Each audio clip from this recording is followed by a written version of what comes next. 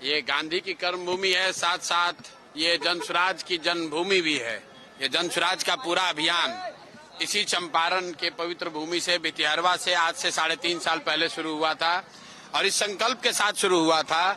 कि पिछले 20-30 सालों से जो बिहार के लोगों की राजनीतिक बंधुआ मजदूरी है, जहां लालू जी के डर से लोग नीतीश भाजपा को और भाजपा के डर से लोग लालू जी को वोट देने के लिए मजबूर रहे हैं, उस राजनीतिक बंधुआ मजदूरी को खत्म करने के लिए पूरे बिहार के 1 करोड़ लोगों ने मिलकर ये नया विकल्प बनाया है।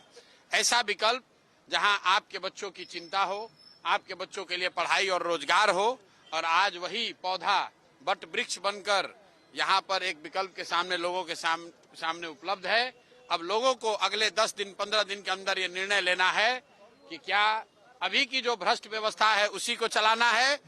पुराने वाले जंगल राज को लाना है, या नई व्यवस्था बनानी है। अगर नई व्यवस्था बनाएंगे तो आपके बच्चों के लिए पढ़ाई और रोजगार होगा, और अभी की व्यवस्था चलाते रहिएगा तो भ्रष्टाचार से मुक्ति नहीं मिलेगी, आपके बच्चों को पलायन करना पड़ेगा, मजदूरी करनी पड़ेगी। इसीलिए सारे लोगों से मेरा अनुरोध है कि इस बार जगिए, जाति धर्म से ऊपर उठकर, नाली गली पैसे 500 रुपए मुर्गा भात से ऊपर उठकर अपने और अपने बच्चों के लिए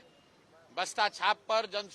वोट दबाइए, बटन दबाइए और जनसुराज की व्यवस्था बनाइए ताकि बिहार के में एक नए युग की शुरुआत हो सके।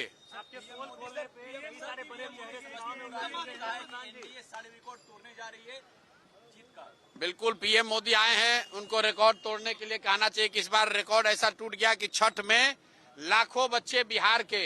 वापस घर नहीं आ रहे हैं। ये रिकॉर्ड बनाया जा रहा है। 12,000 ट्रेन का वादा किया था मोदी जी ने और इनकी सरकार ने, और आप देखिए पूरे देश में हर रेलवे स्टेशन पर, हर बस स्टैंड पर बिहार के बच्चे धक्का खा रहे हैं, लाठी डंडा पड़ रहा है उनको, ट्रेन में सीढ़ी पर बैठकर, लैट्रिन में बैठकर बच्चों को आना पड़ रहा है। ये मोदी जी की सरकार है और ये लोग इतना डरे हुए हैं कि बाहर के लोगों को आने नहीं दे रहे, क्योंकि जान रहे हैं कि वो लड़के जब आएंगे बिहार में तो इस बार इनका नींव हिलने वाला है। लेकिन बिहार के लोगों को ये सीखने समझने की जरूरत है कि गुजरात के लोगों के लिए 1 लाख करोड़ का बुलेट ट्रेन चल रहा है और बिहार के बच्चों को छठ में घर आने के लिए पैसेंजर ट्रेन भी नसीब नहीं है। तो मेरे भाई, एक बार संकल्प लो और जिन लोगों ने आपके बच्चों का ये दुर्दशा किया है उसको पूरा सबक सिखाइए। इस चुनाव में इनको झाड़ू से मारकर बाहर भगाइए, नहीं तो आपके बच्चों को ऐसे ही गुजरात में जाकर मजदूरी करनी पड़ेगी। और जितने प्रवासी मजदूर हैं जो वापस अपने गांव में आए हैं, आपसे मेरे भाइयों अनुरोध है, आप प्रशांत किशोर बनिए, आप संतोष चौधरी बनिए, आप मनीष कश्यप बनिए। ये प्रशांत किशोर की लड़ाई नहीं है,